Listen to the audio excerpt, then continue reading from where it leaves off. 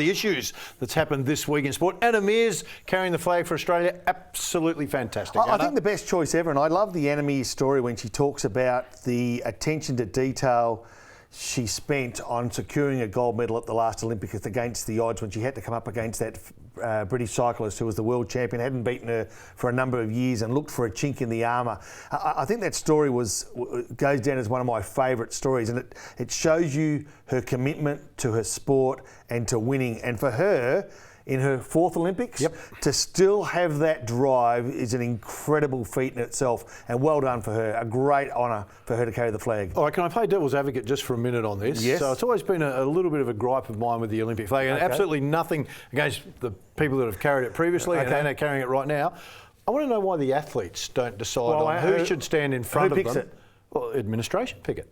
Well, I want to know why the athletes don't pick who is going to stand in front of them to represent them at the Olympic Games. Look, I don't know the answer, but I would have thought... Would it be unfair? I mean, Kitty Chiller has been trying to promote in her time as the chef de mission that we're going to be one team, it's all about the team. Yes. Then why wouldn't the team decide who should carry? I would have thought that worst case scenario, the administration might float half a dozen people who have represented a number of times. I don't think you can have a first timer No. So then you're down to only a handful that have been there multiple times. I agree, and that's a good idea. Anyway, narrow it down, because sometimes you're not aware of what other athletes have accomplished. Firstly, especially if you're a first-time athlete. Yes. You know, if there's a six-time Olympian, you might not be aware of that because you're so focused on your own sport. Yeah. So I just think if you're going for the team concept, then why not let the team decide? Yeah, no, I've got no problem with that. And as you say, it contradicts that team mentality they're trying to build if the team actually aren't picking someone to lead them out into the stadium. Well, fantastic for Anna. Absolutely, and fantastic for South Australia, of course. A lot of talk this week, Poppy, on the SANFL and the problems that it's facing with that crowd of 938 fans at the South Adelaide Magpies game a couple of weeks ago. They've had the big summit. There'll still be a lot of work to do. They're united. At least that's a positive. Yeah. Can it move forward? Look, it can, but obviously can't in its current framework, because it has been in decline for a long time. There's no question about that. And we probably anticipated as much when the Crows came in 91. We're 25 years ago now, plus. Port Adelaide have come in.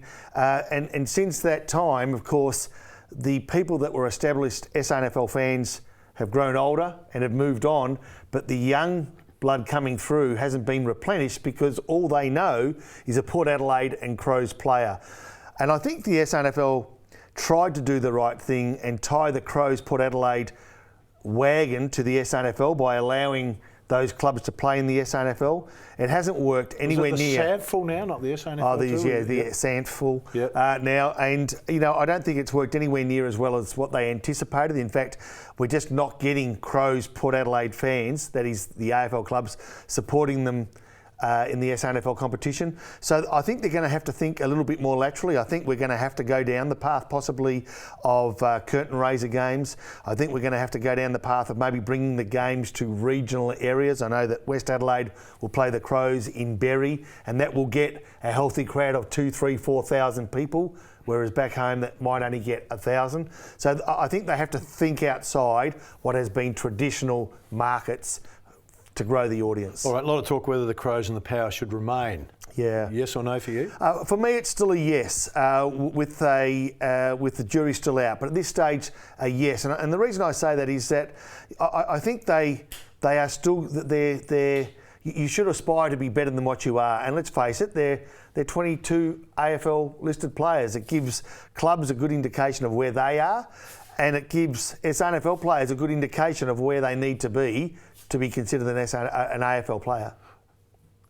Without the Crows and the Power having teams in, where would they play? Well, will they feed back into the teams? Well, they have like to, they did previously, and that causes a problem unless you have a national reserves competition. So VFL sides are obviously assigned to VFL clubs, the same in every other state. So unless we're going to have a national reserves competition, the current format is the best we've got. All right. Phil Walsh, of course, his passing was respected last week. Yes. This week, what did you make of it? Look, I'm sure, and I think you brought up the feelings of the family last week. It's a tough period for them. There's no question about that.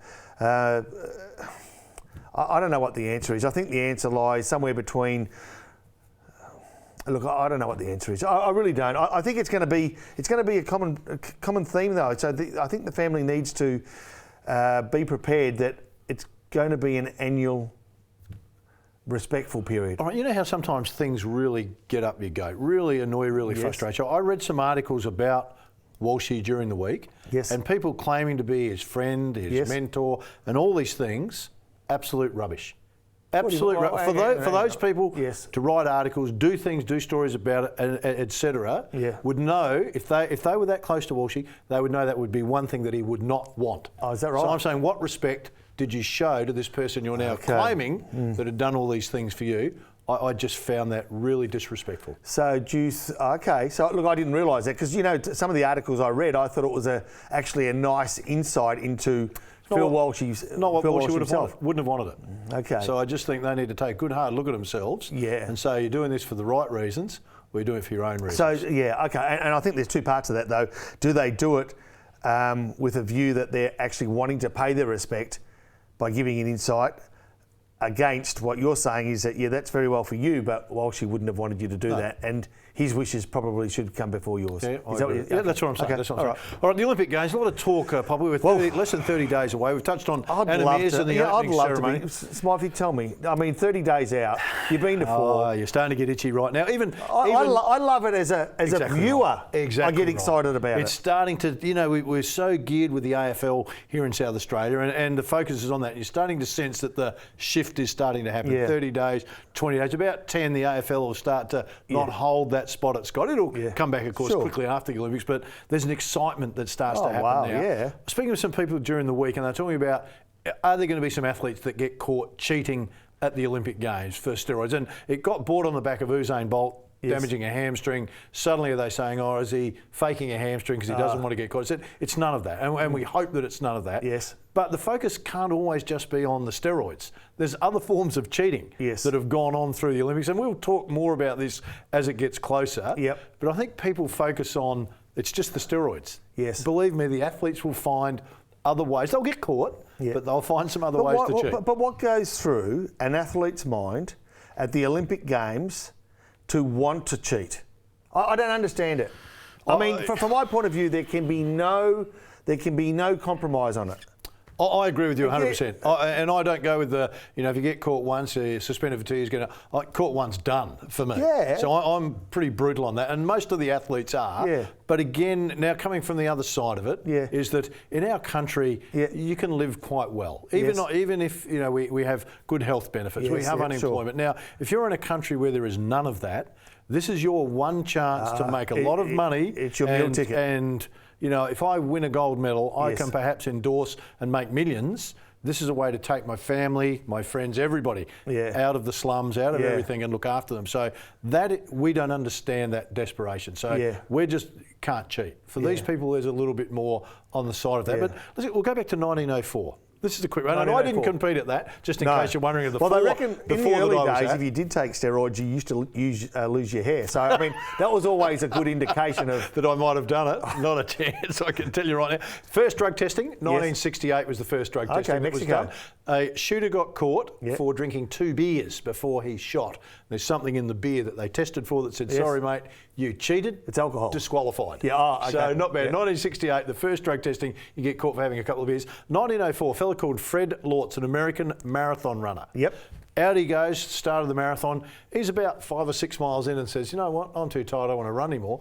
His manager scoots by and picks him up in the car.